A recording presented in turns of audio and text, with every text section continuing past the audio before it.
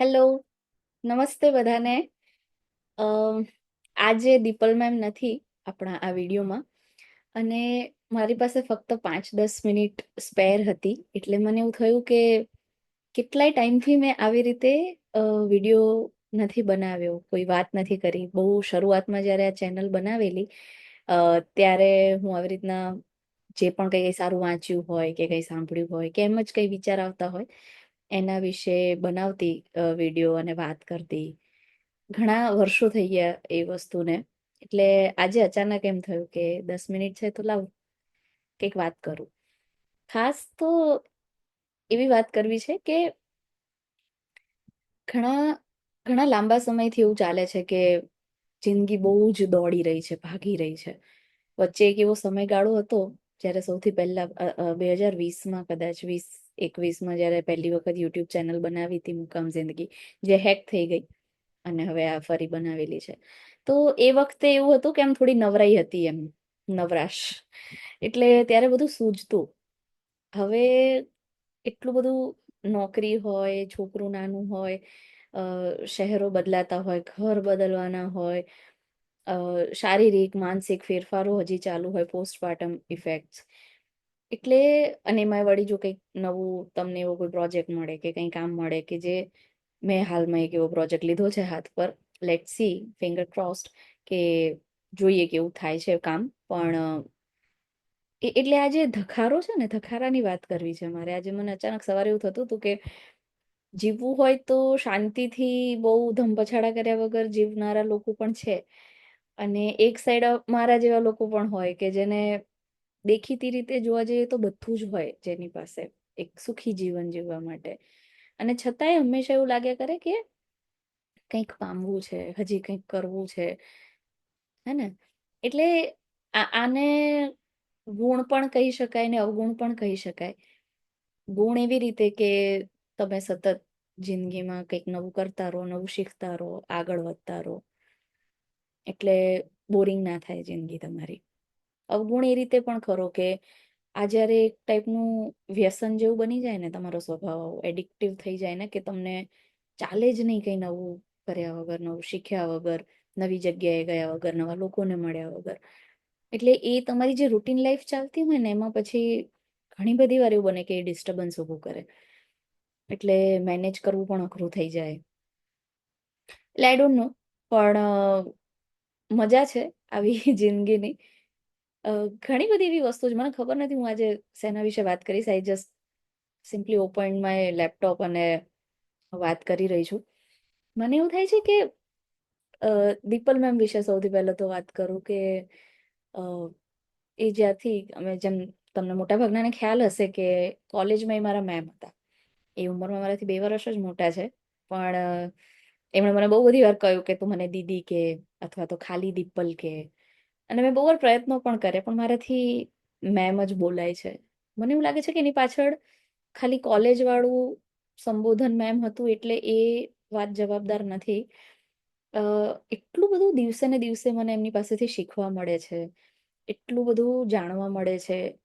Slow living હોય કે બાળ ઉછેરની ઝીણામાં ઝીણી વસ્તુ હોય, કે પછી મારા કોઈ પર્સનલ એવા બ્રેકડાઉન્સ આવતા હોય, દરેક વખતે દીપલ મેમ એટલું મારી પડખે ઊભા રહ્યા છે.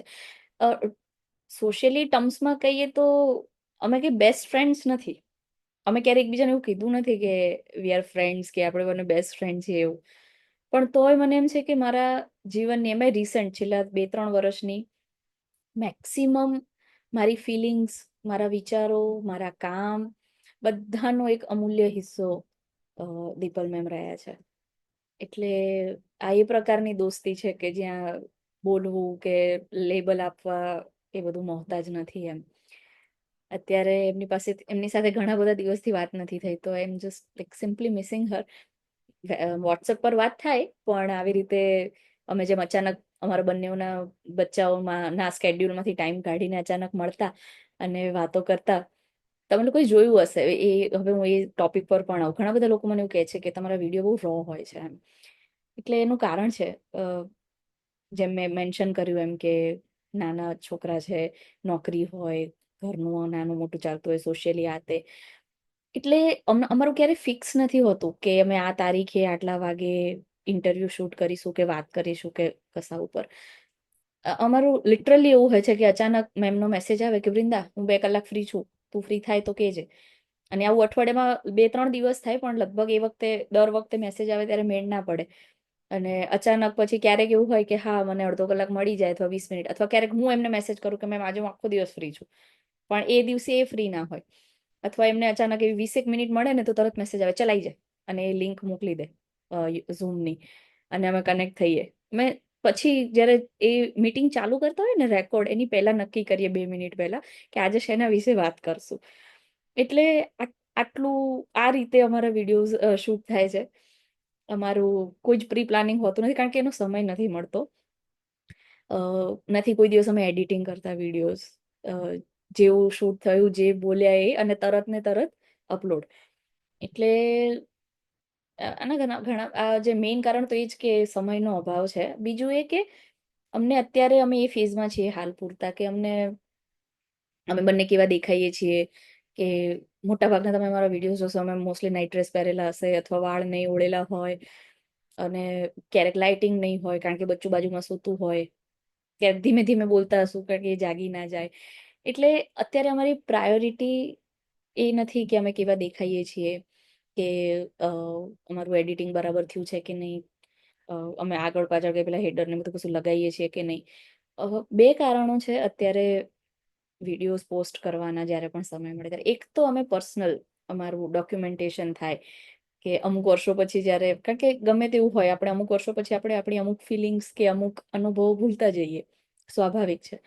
પણ પેરેન્ટિંગની જર્ની ખાસ કરીને એટલી સરસ હોય છે, ક્યારેક બહુ જ એક્ઝોસ્ટેડ પણ હોય છે, પણ કે એ અમને એવું લાગ્યું કે અમે રેકોર્ડ કરીને રાખીએ એટલે જ્યારે 2 વર્ષ, 5 વર્ષ, 10 વર્ષ પછી અમને જ્યારે એવું લાગે ત્યારે અમે આ વિડીયોઝ જોઈને ફ્રેશ થઈ શકીએ. અથવા તો અમારા બચ્ચાઓ જ્યારે આ જુએ ત્યારે એમને એમ સમજાય કે અમારી મમ્મી ત્યારે કેવું ફીલ કરતી હતી, અથવા કેવી રીતે બધું મેનેજ કરતી હતી, અથવા ક્યાં ક્યાં એણે ભૂલો કરી છે.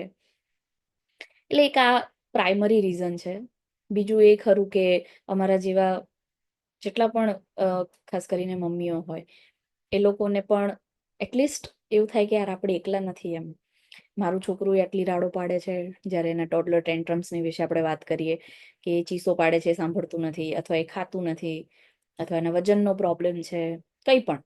અથવા મમ્મીને પોતાના સપના ક્યારેક નેવે મૂકવા પડે, ક્યારેક એની સાથે સાથે જ્યારે મેનેજ કરતી હોય, પોતાના સપના જીવતી હોય, ત્યારે બીજું કેટલું બધું સેક્રિફાઈસ કરતી હોય છે એકમાં. એટલે આ બધી વસ્તુઓ છે, તો જ્યારે કોઈ આ વિડીયો જોવે તો એને એમ થાય કે હા ચલો આપણે એકલા નથી, આપણા જેવા છે બીજા 2-4 જણા. એટલે થોડું રિલેટ કરી શકે ને રિલેક્સ થઈ શકે, એ પણ કારણ ખરું. એટલે મને અત્યારે હમણાં એક બહુ સરસ આ બોલતા બોલતા વાક્ય સૂઝ્યું કે मैं एक ऐसी औरत हूँ जिसने माँ बनने के बाद भी सपने देखना नहीं छोड़ा है. એટલે કોઈકને આ વાત અતિશયોક્તિ વાળી લાગે, કોઈકને આ વાત દેખાડો લાગે, કોઈ પણ મોટા ભાગનું મને એમ છે કે મારા જેવી જેટલી પણ મમ્મીઓ હશે એ આ વાત સમજી શકશે કે આપણે પહેલેથી મમ્મીઓને ત્યાગની મૂર્તિ અને એ કહેતા આવ્યા છીએ, અને એ હકીકત છે, કારણ કે માં ઘણા બધા સેક્રિફાઈસ કરતી હોય છે થ્રુ આઉટ હર લાઈફ. પણ જ્યારે કોઈ માં એના માં વાળા રોલમાંથી એક સ્ટેપ આગળ વધીને પોતાના માટે કંઈક કરતી હોય અથવા પ્રયત્ન કરતી હોય એટલીસ્ટ, ત્યારે ઘણીવાર આપણે જોયું છે કે અ, અમુક પતિઓ કે અમુક ઘરના કે એવું કહેતા હોય કે ભાઈ તું છોકરામાં ધ્યાન આપને, અત્યારે તો ઘરમાં ધ્યાન આપને એમ. એટલે ત્યારે દુઃખ થાય સાંભળીને, ને એમ થાય કે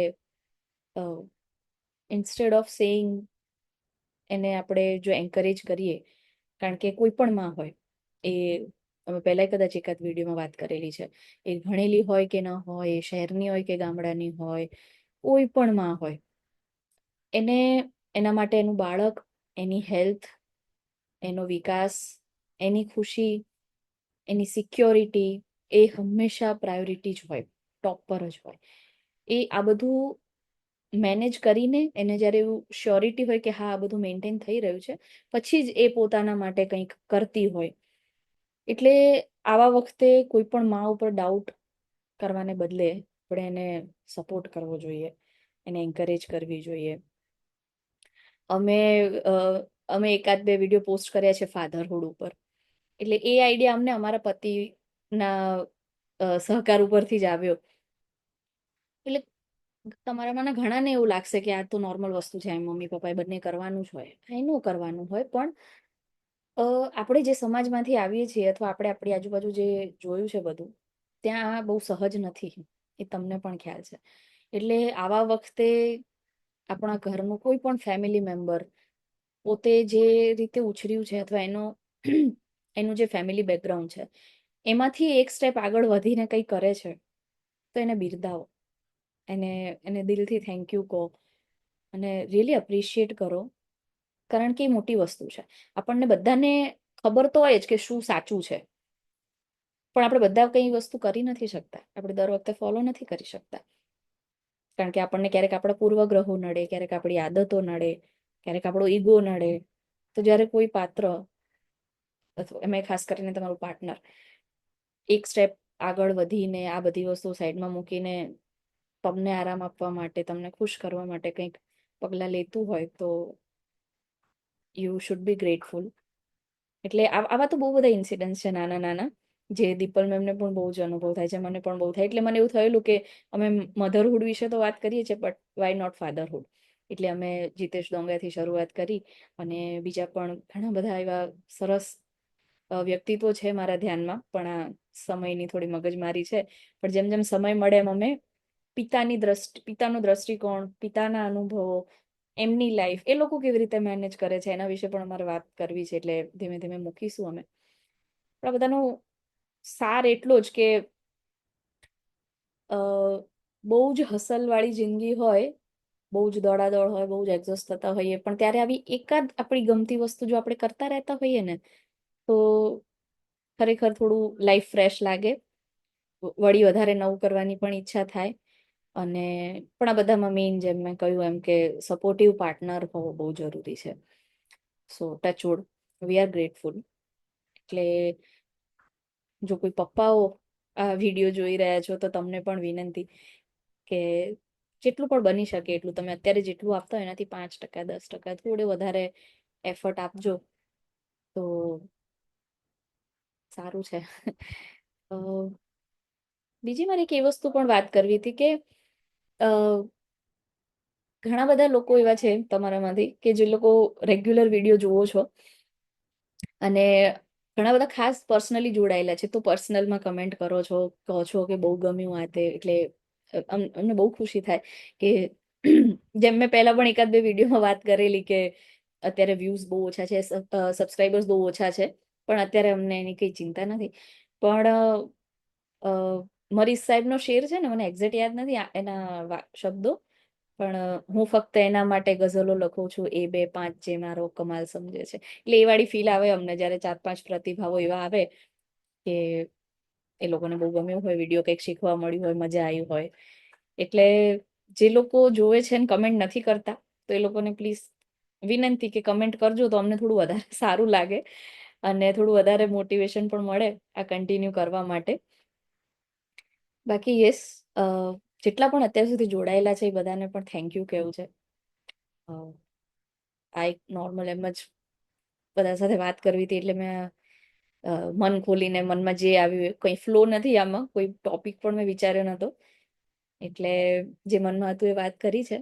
once again thank you so much everyone. તમને લોકોને કંઈ એવું હોય કે કોઈ પર્ટિક્યુલર વિષય પર અમારે વાત કરવી જોઈએ કે એવું, તો પણ કમેન્ટમાં કહેજો. પર્સનલી ઓળખતા હોય તો પર્સનલી કહેજો. અમે પ્રયત્ન કરશું કે કેટલું જલ્દી એ વિષય પર અમે વાત કરી શકીએ. But thank you so much. Thank you. By.